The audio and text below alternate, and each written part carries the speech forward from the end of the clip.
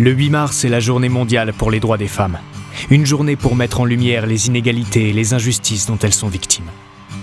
Si aujourd'hui leurs paroles se libèrent, la route est encore longue. Et il me semblait important de rendre hommage à ceux sans qui ce combat n'avancerait jamais. Alors merci aux hommes qui auront su dépasser les stéréotypes de genre et qui auront osé donner un biberon, voire même changer la couche de leur enfant en disant « C'est ta journée. T'inquiète, je m'en occupe. » Vous êtes exceptionnels. Non mais où t'as mis les cotons? T'as oublié d'en racheter? Ah non, c'est bon. Merci aux hommes qui, même en l'absence de leur mère, ne pensent pas que leur compagne a la sainte mission de s'occuper de leurs chaussettes sales. Oh, je vais regarder un tuto et je vais faire une lessive moi-même. Quel débrouillard. Merci aux hommes qui, malgré un métier bien mieux payé et donc bien plus important, ont accepté que leurs conjointes puissent pratiquer leur hobby rémunéré. T'es sûr, chérie? Mais oui, va donc t'amuser à aider des inconnus dans le besoin. J'expulserai tous ces pauvres de leur logement plus tard. Quel altruiste. Merci aux hommes qui ont sacrifié leur temps précieux en acceptant d'emmener leur enfant chez le pédiatre et qui n'ont même pas eu besoin d'appeler leur conjointe pour connaître le statut vaccinal de leur enfant. Vous êtes incroyables. Merci aux hommes qui n'auront pas coupé la parole de leur collaboratrice alors que bien évidemment ils savent mieux qu'elle. Vous avez enfin terminé, Judith? Moi, c'est Julie. Oui, si vous voulez. Alors, laissez-moi vous expliquer pourquoi Justine a tort. Quelle patience. Merci aux hommes qui, pour soigner un nez qui coule, ne demanderont pas uniquement à leurs jeunes patientes de se dévêtir afin de s'adonner à un minutieux et interminable examen superflu. Quelle éthique. Merci aux hommes qui n'auront pas confondu une tenue adaptée à des températures élevées avec une invitation à scruter ou commenter le corps des femmes. Je tenais à te dire que j'adore ton body positivisme. Pardon, mon quoi? C'est trop cool que tu t'assumes malgré tes... Enfin, ton... Tu vois? Ça, c'est un allié.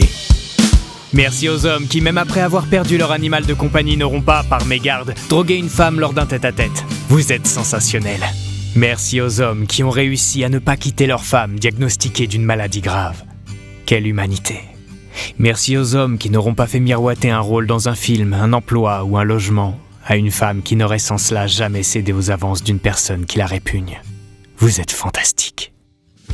Merci aux hommes qui n'ont pas peur que leur bourse de cristal ne se brise et qui ne se sentent pas obligés d'exposer leurs attributs en écartant les jambes dans les transports en commun.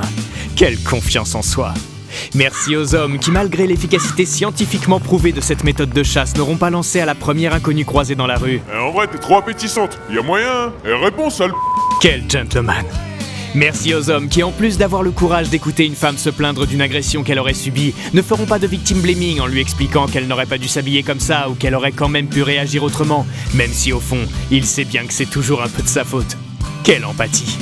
Merci aux hommes qui auront réussi à ne pas se rendre coupables de violences conjugales ou qui ne retiennent pas leurs femmes captives en les privant de toute ressource financière. Vous êtes tellement bons.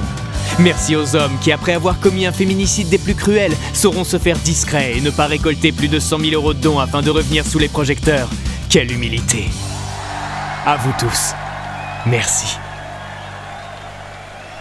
Tu crois qu'ils vont tous comprendre qu'on se fout de la gueule de ceux qui aimeraient qu'on les applaudisse pour des trucs qui ne devraient même pas avoir à être évoqués? Attends, t'insinuerais que certains hommes pourraient manquer de subtilité?